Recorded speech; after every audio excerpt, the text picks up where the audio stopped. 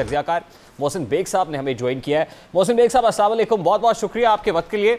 Sir, supreme court of Pakistan की तरफ से बैक टू बैक 2 डिसीजन, आज इलेक्शन कमीशन ऑफ पाकिस्तान का फैसला, क्या मुल्क की सियासत को रिवर्स गियर लग गया? मेरे ख्याल में रिवर्स गियर तो पाकिस्तान को बहुत अरसे से लगा हुआ है और अब हम इस स्टेज पे हैं एज ए कंट्री जहां इस मुल्क की सालमियत और इस मुल्क के सर्वाइवल का इशू है। इलेक्शन कमीशन का डिसीजन तो मैं समझता हूं कि अकॉर्डिंग टू द लॉ जो जो इलेक्शन कमीशन और आइन के तहत था उसके तहत ये लोग डी-सीट हुए हैं, लेकिन जो सुप्रीम कोर्ट ऑफ पाकिस्तान ने सो मोटो नोटिस लिया और जिसके ऊपर जो भी ऑब्जर्वेशंस उन्होंने कल दी और जो बैन लगाया पोस्टिंग ट्रांसफर्स पे, वो मैं समझता हूँ कि नहीं होना चाहिए, क्योंकि जुडिशरी को थोड़ी सी एहतियात करनी चाहिए हायर जुडिशरी को ऐसे डिसीजन देते हुए जहाँ पे एग्जीक्यूटिव की पावर्स को अंडरमाइन किया जाए। वो कोई भी गवर्नमेंट हो उसको अपने फंक्शंस को एग्जीक्यूटिव्स को काम करने देना चाहिए। जहाँ तक ऑब्जर्वेशंस थी कि जी आपने अपने केसेस को लिए, तो आप पहले देख लीजिए पोस्टिंग ट्रांसफर पिछले जो टेन्योर खान साहब का गुजरा है उसमें 6 आईजी बदल गए, सेक्रेटरीज बदल रहे हैं, रोज चीफ सेक्रेटरी रोज बदल रहे हैं, तो वो तासर ये मिलता है अवाम में कि शायद आप वन साइडेड होकर फैसला कर रहे हैं। तो बेग साहब, कार्य सरकार अगर नहीं चल पाएंगे, एग्जीक्यूटिव के हाथ बंधे हुए होंगे, तो फिर हुकूमती उमूर आपको चलते हुए या हुकूमत चलती हुई दिखाई दे रही है आने वाले दिनों में? देखिए, इस वक्त जो हमारी इकोनॉमिक्स कंडीशन है, हमारे यहाँ जो क्राइसिस है इकोनॉमी का, उसके तहत तो मुल्क सरवाइव करता हुआ नजर नहीं आ रहा। देखिए, एक बात मैं क्लियर कर दूं, कोई भी मुल्क दुनिया का मुल्क तो रहता है, लेकिन उसमें जो लिविंग कंडीशंस होती है रहने के काबिल नहीं रहता।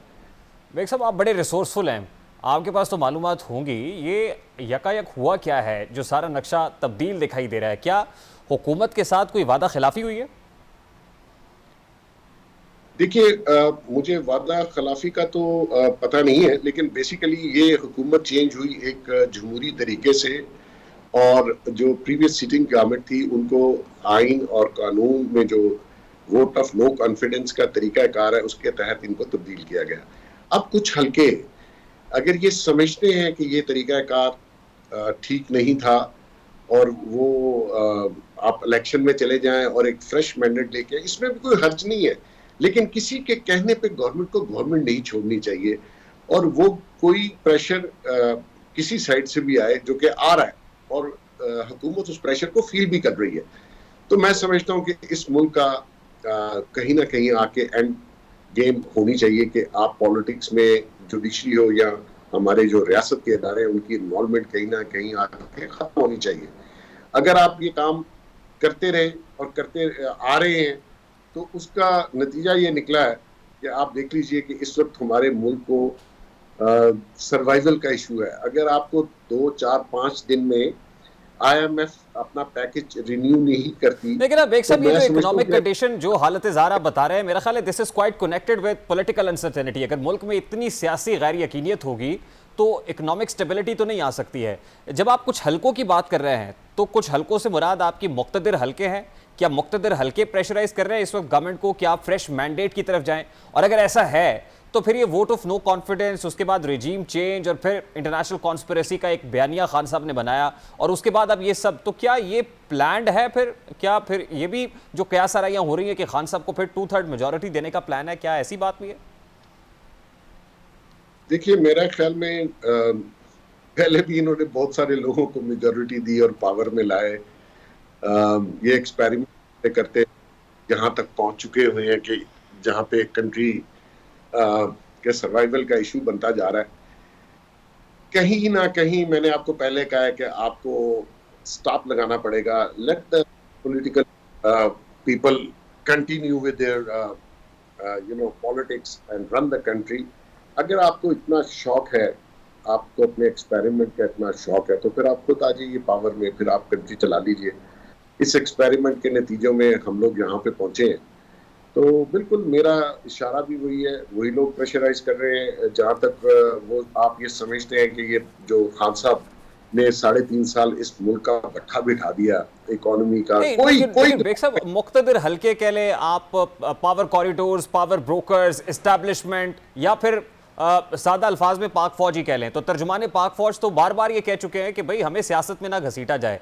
और फिर न्यूट्रल के लफ्ज़ का बहुत मजाक उड़ाया गया जब वो ये कहते हैं कि न्यूट्रल, तो खान साहब ने क्या कहा वो भी आपके सामने है। तो वो तो कहते हैं कि भाई हम न्यूट्रल हैं।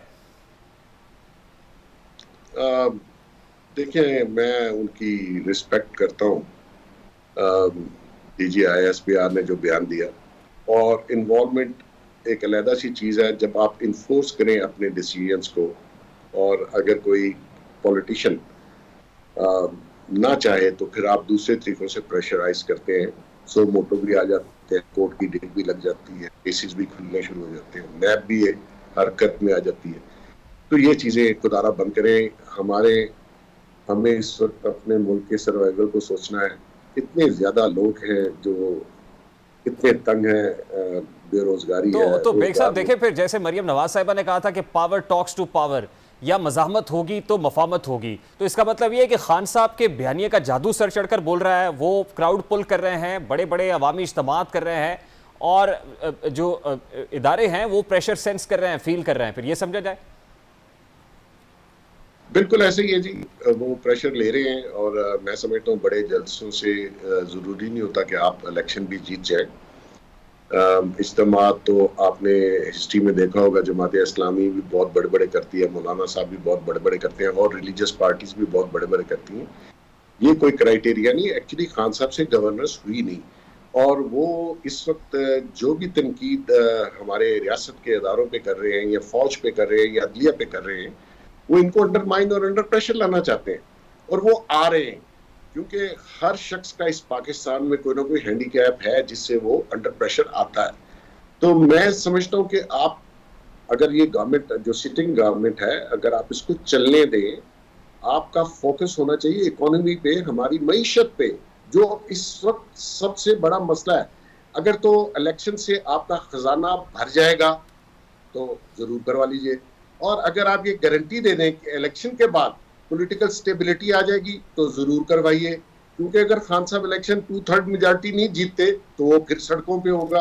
और जैसा आपने खुद कहा, और मैं ये पिछले 3 साल से कह रहा हूँ कि इस मुल्क में जब तक आप पॉलिटिकल स्टेबिलिटी नहीं लाएंगे, आपकी मईशत नहीं चल सकती।